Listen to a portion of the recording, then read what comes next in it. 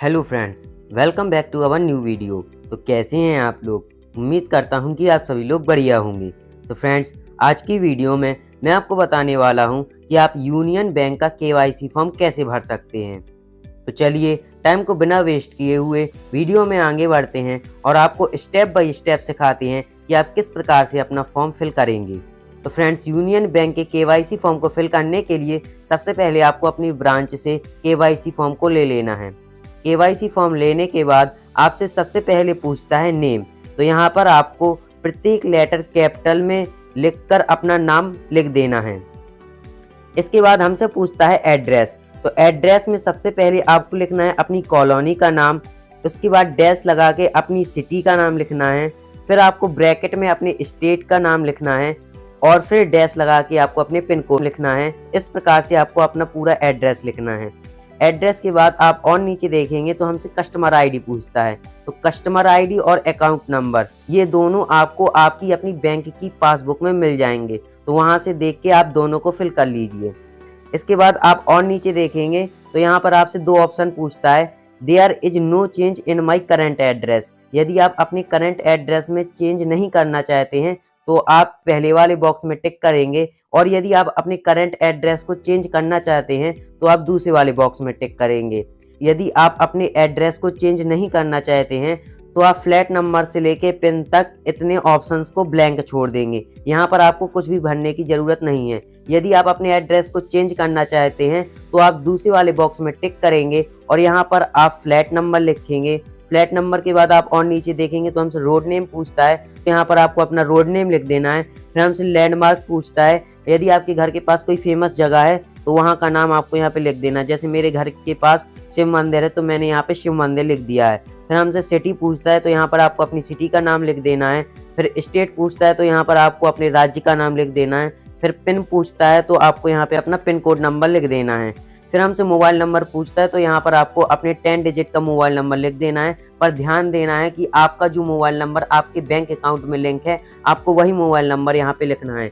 इसके बाद आप और नीचे देखेंगे तो हमसे ईमेल आईडी पूछता है। यदि आपके पास आपकी ईमेल आईडी है तो आप यहाँ पे लिख दीजिए, नहीं है तो आप इसको भी छोड़ सकते हैं।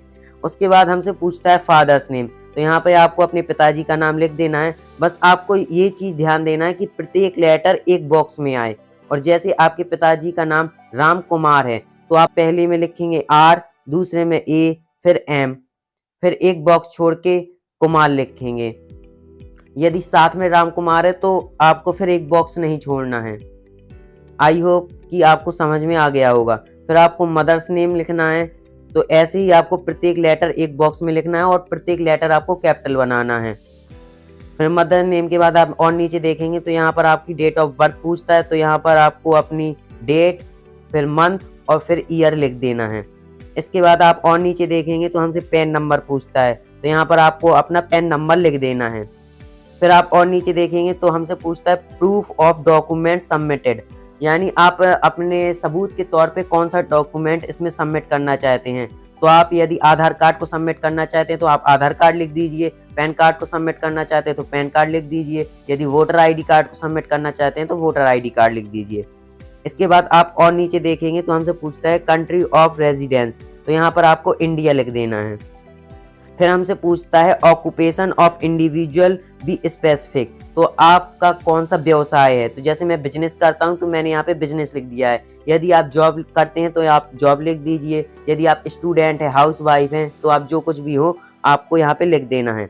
इसके बाद आप और नीचे देखेंगे तो हमसे कॉन्स्टिट्यूशन पूछता है। तो यहाँ पे इंडिविजुअल, पार्टनरशिप, कंपनी, ट्रस्ट और अदर स्पेसिफिक। तो आपका बिजनेस जो भी कैटेगरी में आता हो उस पे आपको टिक कर देना है। जैसे मेरा बिजनेस व्यक्तिगत है तो मैं इस पे इंडिविजुअल पे टिक कर दूंगा। यदि आप पार्टनरशिप है तो आप पार्टनरशिप पे टिक कर दीजिए। यदि आपकी कोई ट्रस्ट है तो ट्रस्ट पे, कंपनी है तो एलटीडी सीओ पे टिक कर दीजिए।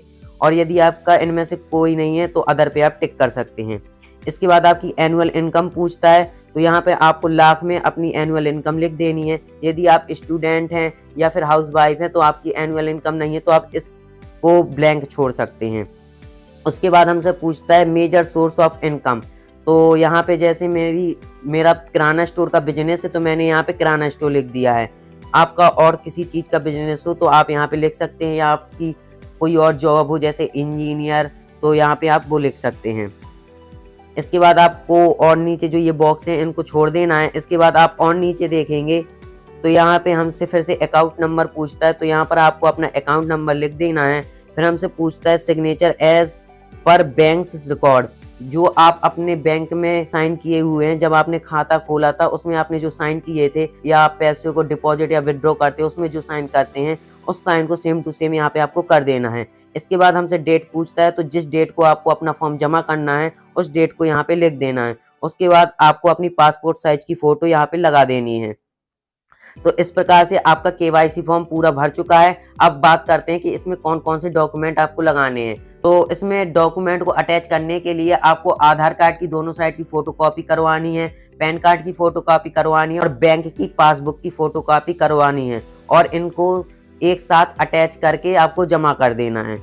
आपका केवाईसी फॉर्म सबमिट होने के 2 से 4 दिन में आपका केवाईसी अपडेट हो जाता है। तो फ्रेंड्स, उम्मीद करता हूँ कि आपको ये वीडियो पसंद आई होगी और आप अपना केवाईसी फॉर्म सही से भर पाए होंगे। यदि आप अपना केवाईसी फॉर्म सही से भर पाए हो तो प्लीज़ वीडियो को लाइक करिए, चैनल पर नए हो तो सब्सक्राइब करिए, बेल आइकन को जरूर से प्रेस कर दीजिए जिससे आपको आने वाली वीडियो की नोटिफिकेशन सबसे पहले मिल सके। Thank you.